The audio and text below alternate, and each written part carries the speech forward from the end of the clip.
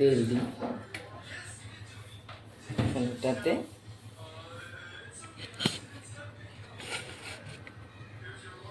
জিরা ফোড়ন দিব, শুকনো লঙ্কা আর জিরা,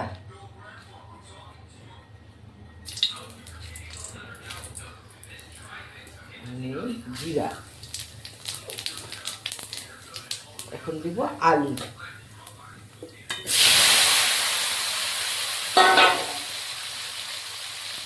আলুটা একটু ভাজা হোক।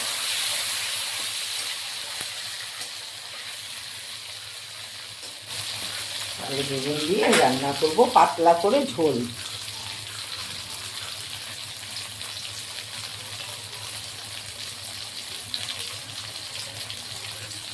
আজকে বসালাম এইগুলা করে, রান্না টান্না করে তারপরে ঠাকুর ঘরে যাবো। বৃহস্পতিবারও, গুরু পূর্ণিমাও, একটু গুরুদেবকেও পূজা দিব ভাবছিলাম। তো আজকে অন্য কিছু করব, শরীরটার জন্য পারলাম না।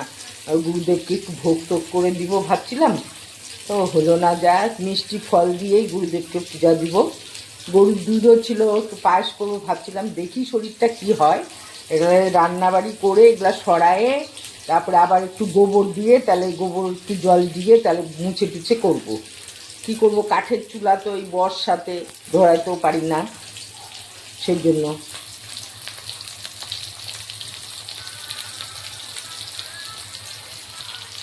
এখন এই যে মশলার মধ্যে জিরার গুঁড়া, লঙ্কার গুঁড়া একটু গরম জল দিয়ে ভিজায় রাখছিলাম, তো এটা এখন দিয়ে দিলাম।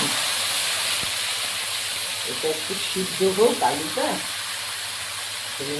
এটা একটু সিদ্ধ হবে আলুটা, ঢাকা দিয়ে দিব। এখানে একটু হলুদ দিয়ে দিই, কেন আবার নাহলে পরে দিলে কাঁচা কাঁচা গন্ধ করবে, এই জন্য একটু কষানোর মধ্যেই হলুদটা দিয়ে দিলাম।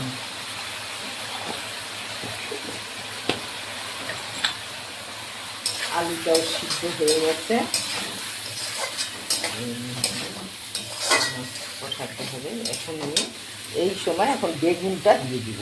এই বেগুন বাড়িতে গাছ, সেই তো বেগুন হয়, মানে বাড়িতে গাছ লাগানো হয়েছে, ওই গাছের বেগুন। শীতের সময় একটু বড়ি আনা হয়, বড়ি দিলেও ভালো লাগতো। একটু ডালের বড়ি দিলে ঝোলটার আর একটু টেস্টটাই আলাদা হয়ে যেত। একটু নাই ডালের বড়ি। এখন এটাকে কষাবো, এইভাবে আর কি কষাবো। কষানো হয়ে আসলো, ঝালটাও বের হয়ে গেল।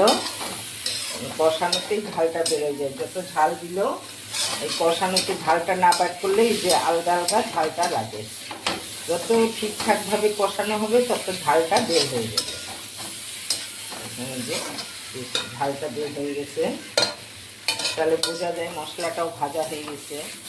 আর ভাজা ঠিকমতো না হলে তো যে কাঁচা কাঁচা কাঁচা কাঁচা একটা তরকারির মধ্যে সেন্ট হয়, আর খাইতেও কাঁচা কাঁচা লাগে। এই জন্য যত ভালো, যদি একটু লেগেও যায় তাও একটু একটু জল দিয়ে আবার করতে লাগে। কষা যদি না হয় তাহলে কি অল্প অল্প জল দিয়ে করলেও ভালো হয়। আমার তো মা রান্না করতো, এত সুন্দর, তেল কম মশলা কম, তাই যে কি ভালো লাগতো। আর আমরা তো কত তেল ঢালি মশলা ঢালি, আমাদের মা রান্না এখন তাই মিস করি। মার রান্না, ছোট মাছ কি মুহূর্তের মধ্যে কাটে ফেলতো, তাও তার কান না পাখনা সব ফেলবে আর পরিষ্কার করে ধুবে। তার আমাদের বাড়িতে আসলেই আমার কর্তা ও মা আসলেই ছোট মাছ আনবে, কেন আমি যেহেতু ছোট মাছ বসে করতে পারি না, বসে আমি কাজই করতে পারি না, সেই জন্য আগাগোড়া থেকে মোটাও ছিলাম অনেক, তাও এখন তো অনেক কমছে, অনেক মোটা ছিলাম আমি।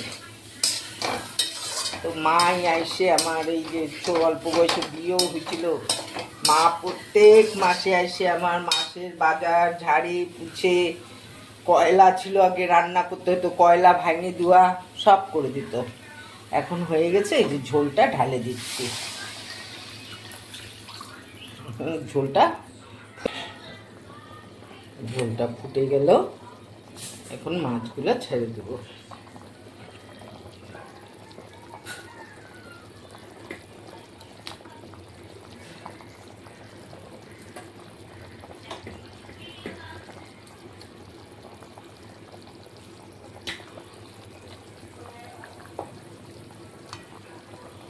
আমাদের এখানে বিহারের মানে মাছটা খুব ভালো পাওয়া যায়, এই বিহারের এই মাছ খাই।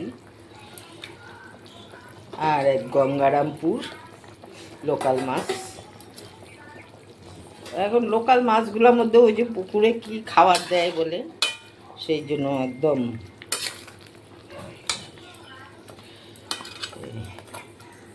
হয়ে গেল। আর এখন আমি ভাজা মশলাটাও দিয়ে দিব। হ্যাঁ, এই যে ভাজা মশলাটা, ওই যে জিরা আর একটু ধনিয়া, এই জন্য এটাকে একটু জলে এই ঝোলটার মধ্যেই গুলায়ে দিয়ে দিচ্ছি। এইটা দিলে এই যে পেঁয়াজের দরকার পড়ে না। এই ভাজা মশলাটাতে ওই যে মাছের যে একটা আঁশটা গন্ধ, আমরা মানে পেঁয়াজ দিলেও এই ভাজা জিরা দিবই, তাহলে মাছের একটা আঁশটা গন্ধটা চলে যায় ভাজা মশলাতে। আজকে একটু ধনিয়াও সাথে দিলাম, ধনিয়া আর জিরাটাকে ভাজে দিছি। এই যে পেঁয়াজ ছাড়া আমাদের আমরা আবার যদি পেঁয়াজ দিয়ে করবো তাহলে খালি মাছটাকে পেঁয়াজ দিয়েই করব, তাহলে আলু বেগুন কিচ্ছু দিব না। আর যেহেতু আলু বেগুন দিছি তার জন্য একটু পেঁয়াজ দিব না, এই জন্য। আর মাছটা কোনো ওষুধ টষুধের গন্ধ নেই তো, একদম পিওর ভালো মাছটা, সেই জন্য পেঁয়াজ ছাড়া। এখন ঢাকা দিয়ে দিলাম, একটু ফুটলেই নামায় দেবো।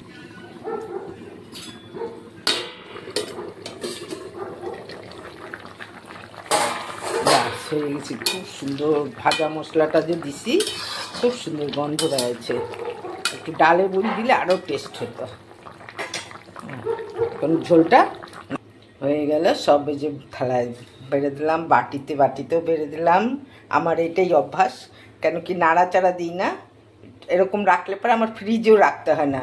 আর ফ্রিজে দিলে জানি না কার কি, ফ্রিজে দিলে তরকারির টেস্ট থাকে না। ওই যখন বেশি হয়ে যায় রাখি রাত্রেবেলা একবারে, কিন্তু পরের দিন ওটা টেস্ট পায় না। তো ওই জন্য আজকে আর ফ্রিজে দিব না, রাত্রে যেই জন্য আমি আলাদা আলাদা রাখি, একটুও নষ্ট হয় না।